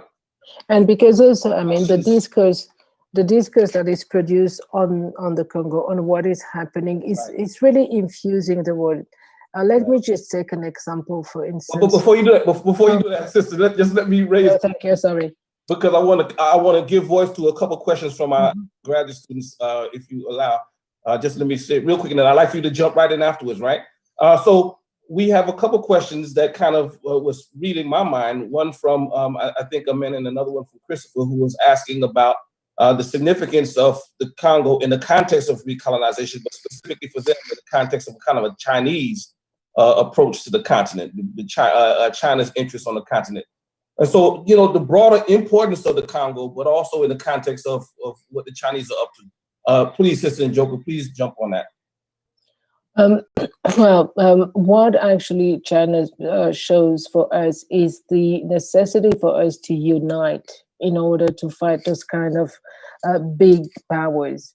Because, I mean, what would, and I think of Rwanda, for instance, I mean, it's a tiny country. How are you going to compete with China? You know, if you don't have bigger structure, and this precisely is the heritage of Berlin, because it cut the countries and made those tiny little entities that actually were not to function in a world that concentrate and make those big alliances. So of course that China can only in a certain way also find its way in Africa. But if Africa was stronger, and if it was united, it could very much choose to make business with China, but it would do that on I would say the same level. But here there is no balance, and so we are therefore in a certain way also subjugated by China, and we are we feel that we need to give them a certain amount of our wealth also because they are stronger today. But what also China shows, I think, is that there is something in our psyche as Africans also, because we were so much dominated, we were so much hurt as a people that it is difficult sometimes for us to imagine that we could be powerful people also. And so we find those way of trying to I would say get alliances, but those alliances are actually subjugation, because you go to do business with China and you think that China is accepting you as a partner, whereas China is actually using you in order to get what it wants. And that's why it's so critical for us, for African countries, to understand that they need to unite in order to face those big powers and try to speak on the same level. And Sister Benedict, don't let me stop you from the point that you were going to make initially. Did you get a chance to make that point? Yeah, I was saying that Congo, it's true that it is, I think, important for the African world, because all the discourses that are produced also from that part of the world define in a certain way, the gaze that people have on certain individual. And I would like just to talk about the fact that, for instance, when you had Margaret Westrom, who was working for the UN, and said, for instance, that Congo, because of all the atrocities that were occurring in that part of the world, that Congo was the capital, that was the rape capital of the world. But when we think about it, which world are we talking about here? And is necessarily the Black world. And this is a way also of framing, the Black male figure as a rapist, whereas we're dealing with war. And these are questions, that come from the Congo and infuse the world. And people sometimes don't get it. And that's why it's paramount, I think, that people, look at the Congo, because not only, of course, the world, benefit from its richness, but that the Congo as it is now also shape, the imaginary of the world, and shape, individuals in a certain way, the way they are talked about. And for me, it's really, I always get upset when I hear that, because people think that they need to say that, to make people realize that there is something really wrong going on there. Whereas it's really a discourse on the black male figure that is just, for me, unacceptable, because we're dealing with war here, and the one who are raping because they want to dominate those people and give access, to those minerals to the corporates, and it has nothing to do, with masculinity, black masculinity. So that's why I'm saying we need really to be very cautious when we talk about the Congo, because a lot of things are coming out of that, not just minerals, but discourses as well. All right, thank you. Sister, thank you very much, Sister Njoko. I had an interesting conversation at a screening, or actually a short reproduction of the Ruined film play, and conversation around that same idea that, you're not just talking about patriarchy, you're talking about military violence targeted against women in the Eastern Congo. So it's very interesting. But I wanted to share a couple of questions that came in from YouTube to make sure that folks on YouTube are being heard. Bazampora raises a question about Pierre Buyoya, excuse me. And I think this is for Claude. And he raised a question about whether he would be a primary target for justice in the DRC. And Brother Claude, you want to respond to that? And Sister Njoko, you could respond also if you wanted to. Sam, can we get, before you do that, Sam, can we get maybe one more so that they can, because... Oh, sure. So I'll load one more. Right. Sister Josephine raised a question about how the Tutsi and Hutu originated from the DRC, and how that has impacted or been used in the history of the DRC and Rwanda. How have these people and their descendants have been used in the stories of the DRC and Minimbwe? So those two questions are coming from YouTube. Right. So on the first question, Pierre Buyoya was the president of Burundi when the Congo was invaded. He had actually carried out a coup against a democratically elected president in Burundi. And he is one of the perpetrators, and he should be held accountable. I do think there are other bigger perpetrators, but he's also one of the local players. Like there was also a question about what we think of Paul Kagame and the praise that he gets for economic development. Like Kagame, Buyoya, Museveni, and Kabila were some of the most criminal in the crimes that were committed in the Congo. So they should all be held accountable. And to Kagame himself, the economic praise that he gets is so that he can continue to help plunder the resources of the Congo. Because when coronavirus hit the world, Rwanda was the very first country in Africa to go running to the World Bank or the IMF asking for a loan. So if the economy is that strong, it wouldn't have been the very first African country to go looking for money for a loan from these international organizations.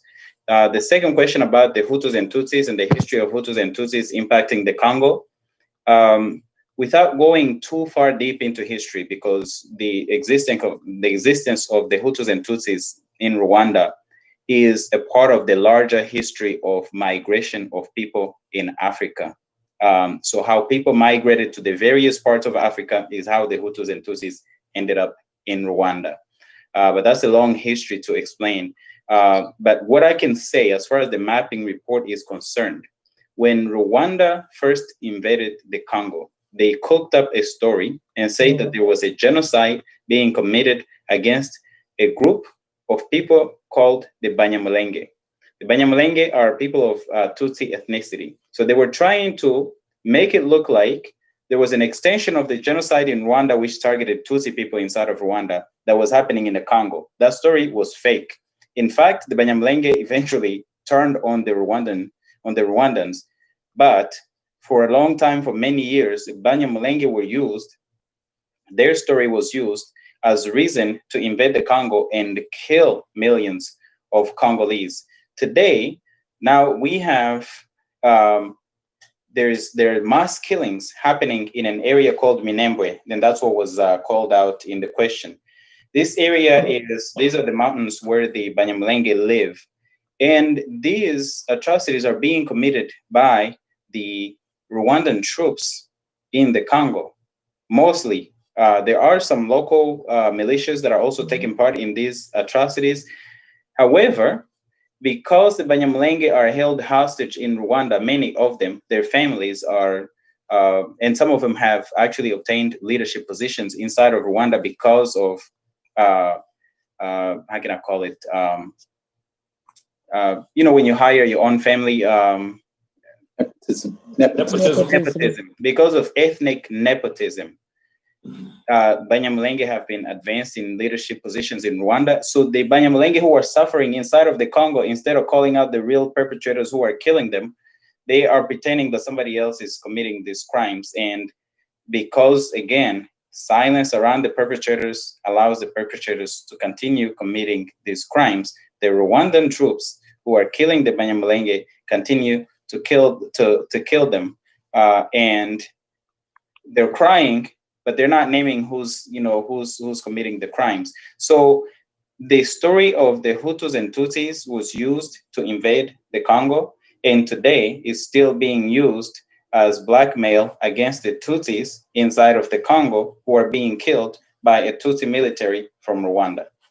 All right. Thank you for that. All right, let's we're looking at the clock and time is slipping away from us. So let's take a couple questions back to back. I see a couple of you who are, I think Brother Dada has a question. Let's take Brother Dada, would you like to raise that question now? And then we'll have another one right after that one.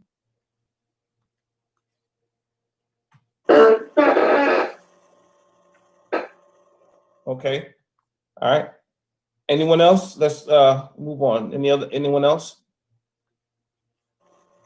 Okay, if there aren't any others, yes, I'm sorry, Sam. Thank you, bro. And I keep muting myself. I don't want y'all to hear me typing loud, but I had a couple of questions. And I think I'll ask this one first for Sister Njoko. What role did the Simba movement after the overthrow of Lumumba play? Does it play a significant role in militarizing the eastern part of the Congo as kind of like a legacy of the attempt to actually restore the democratically elected Lumumba government? Did that play a role at all in your estimation, or is that basically, it didn't play much of a historical role in fueling what we have today? Well, I mean, the Mai Mai, because these, I mean, they originated from there, because actually the rebellion after the assassination of Lumumba started in the Bandundu with Pierre Mulele, which is the western part of the Congo, and actually Mulele never got, to the eastern part, who embraced also that Mulelist rebellion. But in a way, it plays a role because today, when you look at the Mai Mai, I mean, the real ones, because, I mean, in the Congo, you always have to think, true and false one, because they always invent, some military groups in order to, bring about confusion there. And they are considering themselves as, fighting for the territorial integrity of the Congo. and they have that, and they pursue that, as a legacy also of history, because it is still there. You have so much unresolved, I would say, stories in the Congo, that some aspects, of that struggle for that country keeps on, coming back. And of course, that there is and I'm sure that for all that part of the country, there is that legacy of fight here. That there is this memory, of people standing, for their rights, and this is what makes actually. And I would say that this is in a certain way, I think, what also allows, the eastern part of the Congo to resist, the balkanization that is proposed to them, because they tell them, if you accept the balkanization of the Congo, you will be at peace and you won't have problems, but they want to belong to Congo. And it infused actually also the struggle there. Now history is there. But I think the difficulty in Congo when we talk about history is that it is not, as it is something that is very much fought, because everything is made for people to forget, and accept the solutions that are given to them, and the fact, of being oblivious of that past, and cuts you from your root, and actually you become even more prey to those predators. So in a certain way, those communities are important for that, because they still have that memory, even if it's not there, it's not articulated, I would say, in a way that maybe would be more efficient, but it is still there. Okay. I wanted to add Thank you for something real quick about the balkanization. Sister Benedict talked about how small countries become really weak, and balkanization of the Congo is basically breaking the Congo up into smaller pieces so that it's even weaker than it is. Mm-hmm. Right.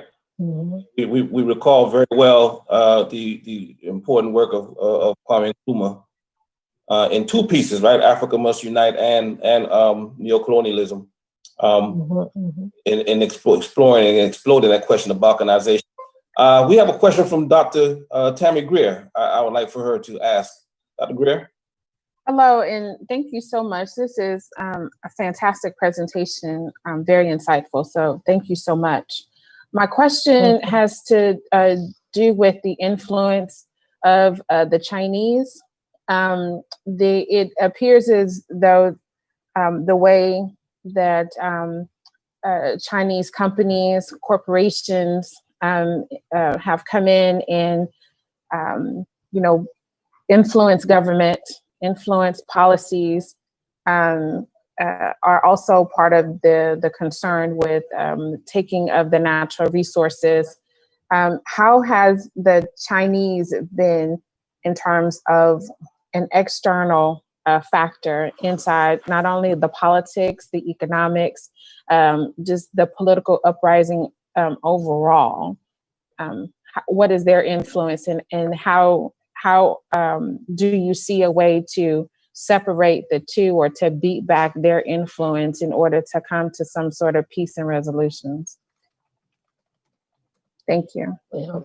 Well, I think that the major difference when we're talking, I don't know, Claude, if you agree with that, when you talk about Chinese, and the great difference, I would say, for me, to the Western powers that are in Africa as a whole, there is no African command for the Chinese.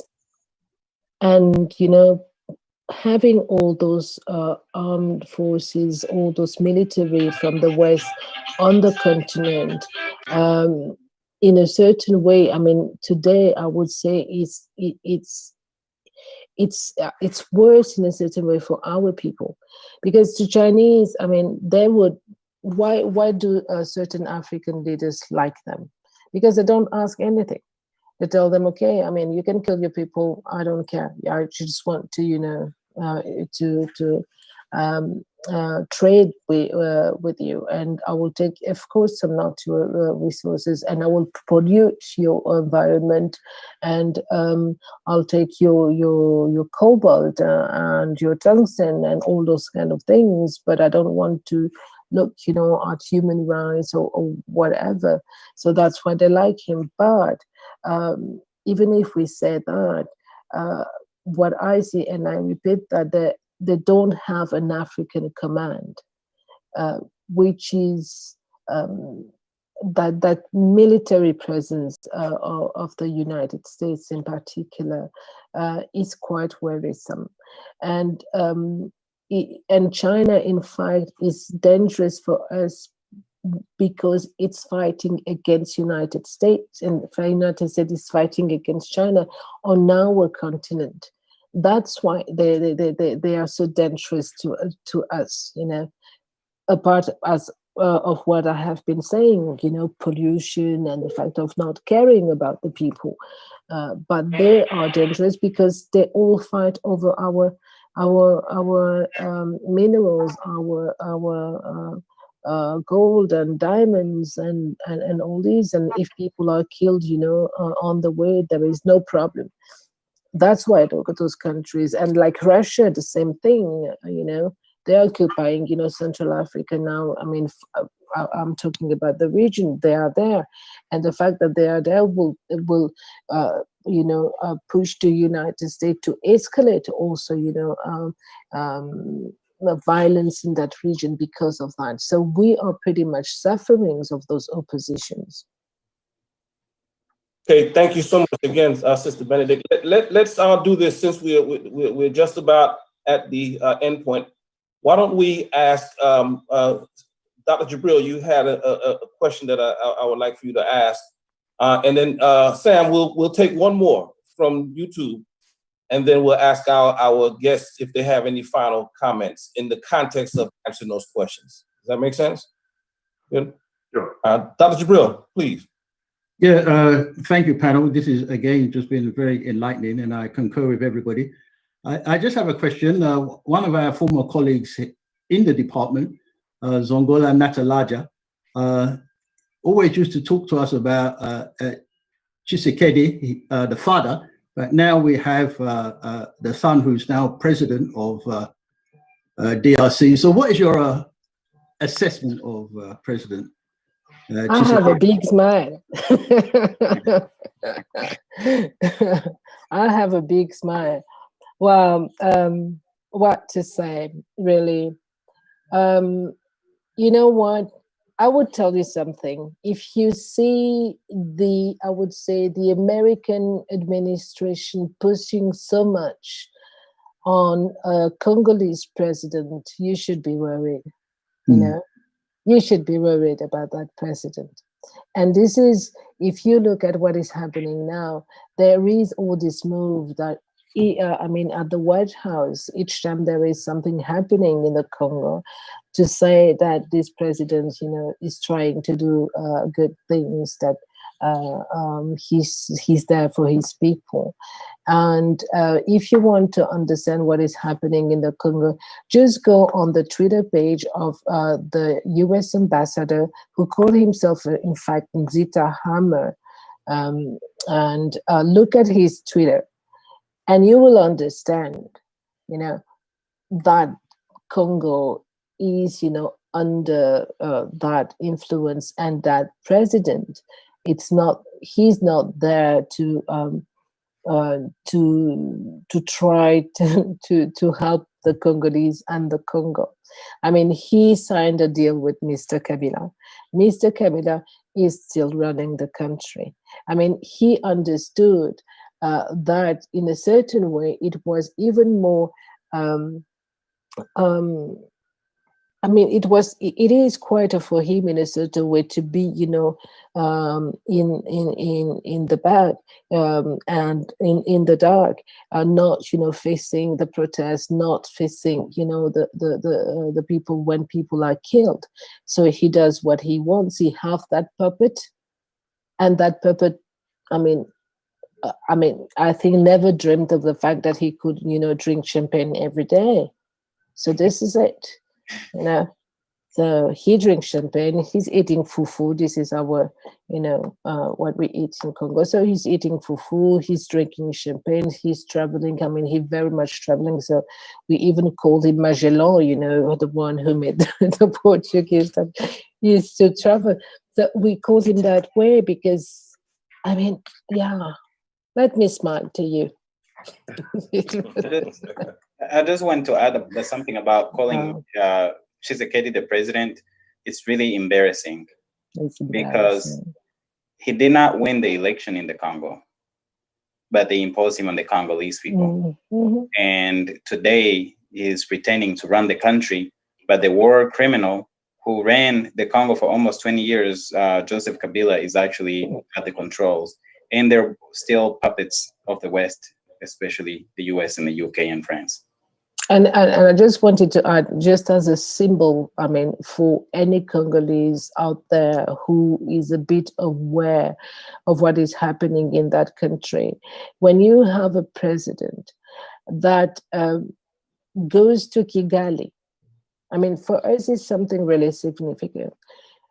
A president who goes to Kigali, and in Kigali, first of all, embrace Paul Kagame, and says that the dead in the Congo are collateral damages, but salute Rwandan death. I mean, I think there is no greater symbol for us Congolese as what has been done there, because of course, cannot be achieved by actually, working on those 6 million people who have died, more than 6 million people who have died on the Congo at the hands of Paul Kagame. It's not possible. Okay, again, thank you all so much for the important comments tonight. We really wanted to take a few more questions, but the time has fallen upon us. And so let's pause and give everyone a round of applause. Thank you so much. No, I was trying to get in a couple more questions from our folks, but you're right. We're gonna have to continue this another time. Yeah, the question about the land question. It's like it's very late. I'm sorry. Yes, Right. Thank you, and thank you very much. Part of our tradition is to have one of our graduate students also bring thanks and close us out. And so we'll ask Alexis Harris, who is our vice president of Ujamaa Society, which is the graduate student organization, to bring some words of closing to us. Thank you, Dr. Young, and thank you to everyone who participated this evening. Mr. Gadabuke, Dr. Livingston, and Professor Njoko, we appreciate your insights this evening. And I know that it's late for those of us here in the US, and we just want to thank you. And in recognition of your participation in our departmental seminar, we'll be sending you a certificate of appreciation for your contributions this evening. So if we could give them another round of applause, this was phenomenal. Thank you so very much. Thank you. Yes. Thank you, students. Thank Dr. Young and Dr. Jabril and just everyone. I'm sorry. This is powerful. I really appreciate y'all. And again, we thank you for joining us, Dr. Livingston. We will reciprocate. I always say you are always here when we call on you, and please call on me and us to come to your side of the AUC and be a part of the beautiful work that you're doing over there. Again, thank you to our guests and forgive me, Dr. Njoku, for not. I'm not doctor. Oh, okay. I'm sorry. I thought I missed something. You're a doctor tonight. Yeah, you are tonight. You are tonight. And again, I just want to take advantage because we have an audience that's far and wide and paying attention. So I want to remind everyone again that next week we have Professor Vereen Shepherd who is a Jamaican historian and scholar activist. The reparations research. She's a part of the Center for Reparations Research at the University of West Indies. I know we have one of our graduate students who's done a lot of work and continues to do beautiful work on the reparations question. I'm sure he will be tuning in, Brother Reginald Muhammad, and many others who are interested in that question. She will be online for us next week. We will take a break on November 3rd for Election Day, and then we will have Dr. Boone, myself, and other guests joining us for our first post-reparations discussion. And then Dr. Keith Campbell Jennings, who does a lot of work with the UN and on the human rights question, helping us queue up our second post-election discussion. We believe it's going to be a lot to talk about that will carry us throughout November. And then, Dr. Greer, are you ready to share a title of your piece on the 24th? If not, it's fine. Not yet. There we go. I think we got you. Oh, we don't hear you. I'm trying to unmute you. Okay, I'm unmuted now. Got it? Okay. Yeah, I got you. Okay. So the title of my presentation will be Moving from Protest to Policy, 5 Methods to Empower Interest Groups to Effectively Impact Public Policy. So, yeah, civic engagement. Civic engagement, absolutely. Yeah. Absolutely. All right, once again, thank you so much, everyone. Thank you, Claude. Thank you, Sam. Thank you, Benedict. Thank you to our alumni who joined us. We see you, Dr. Williams. And again, seeing students, again, thank you so much. And our guests across the world and certainly on the continent. Ashe. Ashe. Thank you, bro. Boti kalamalamu. Hi, guys. Bye-bye. Oh, she reveals herself. Got this. The kitchen. Cooking. All right. Bye, guys. Take care, everyone. Bye.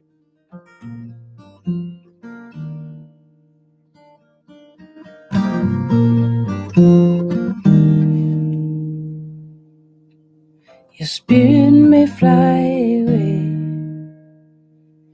and your body may be broken. Your lips, they may not speak, for some things cannot be spoken. But time will not forget about the price you had to pay for the greed of men who did not respect the woman, the Congolese woman, oh, the woman.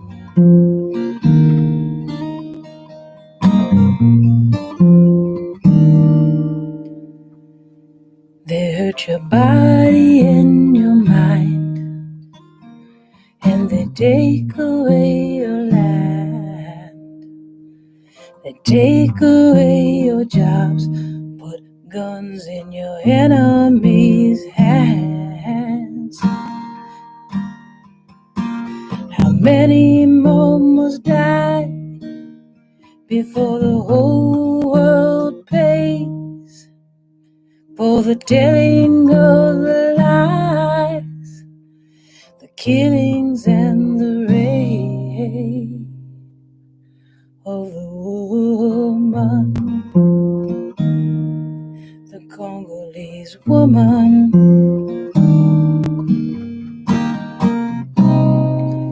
You dry your eyes and you keep it going. Pull yourself up with your own strong hand, strong and ever reaching for the sky. That is a woman.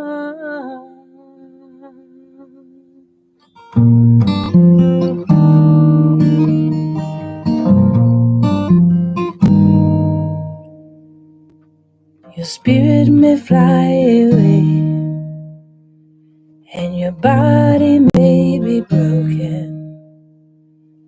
Your lips, they may not speak, for some things cannot be spoken, but time will not forget about the price you had to pay for the greed of men who did not respect